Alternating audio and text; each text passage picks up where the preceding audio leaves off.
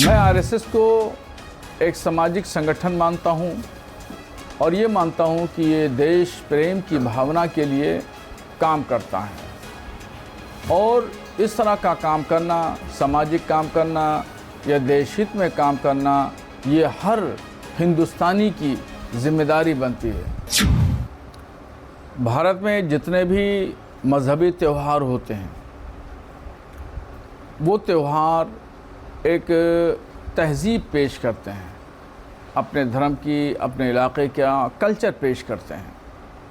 तो ऐसे ही चाहे हिंदू के त्यौहार हों या मुसलमानों के त्यौहार हों, किसी भी धर्म के त्यौहार हों, त्यौहार का सम्मान करना हर शख्स के लिए ज़रूरी है।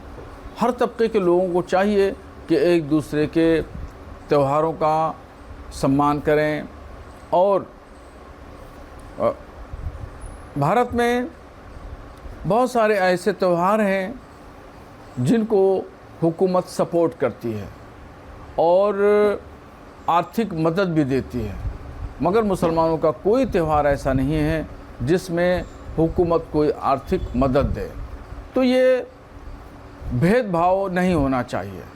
भेदभाव हुकूमतों को नहीं बल्कि उनको सबको एक साथ नज़रिए से देखा जाना चाहिए, चाहे किसी का त्यौहार हो।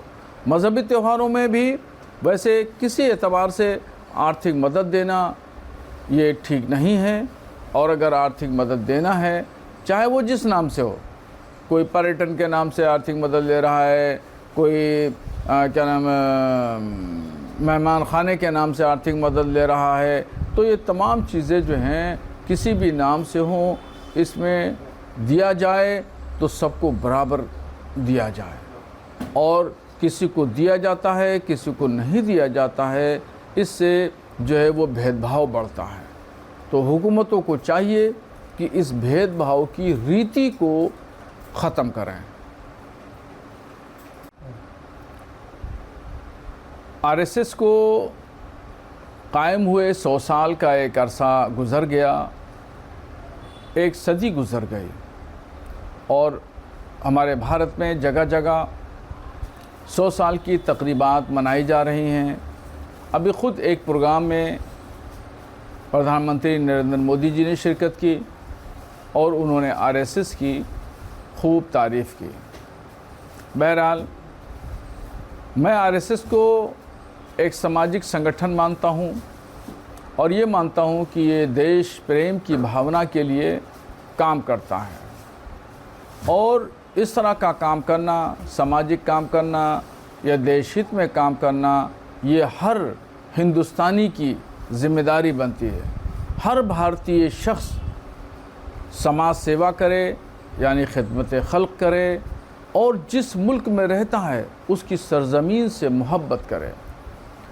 और पैगम्बर इस्लाम सल्लल्लाहु ताला अलैहि वसल्लम ने ख़ुद फरमाया कि वतन से मोहब्बत करो, और वतन से मोहब्बत करना ये आधा ईमान का दर्जा है।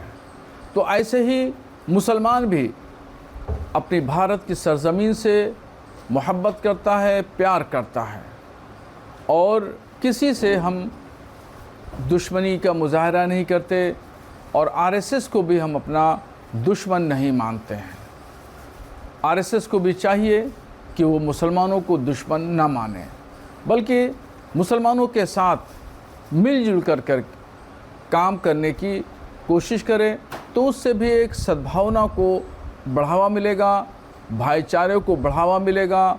और दूसरा, मुसलमान भी समाज सेवा में लगेंगे तो आरएसएस को कुछ अपना काम करने का तरीक़ा और अपना नज़रिया मुसलमानों के ताल्लुक़ से बदलना होगा, ताकि ये देशभक्ति, देश प्रेमी, राष्ट्रवाद, इसमें इस नज़रिए में मुसलमान और आरएसएस दोनों मुत्तफ़िक़ हैं। जब इस मामले में दोनों मुत्तफ़िक़ हैं तो आगे की भी समाजी खिदमत में और देश हित में मिलजुल करके काम कर सकते हैं। इसकी संभावनाएं बहुत ज़्यादा हैं और लोग चाहते भी हैं, मगर इसमें आरएसएस को ही आगे कदम बढ़ाना होगा।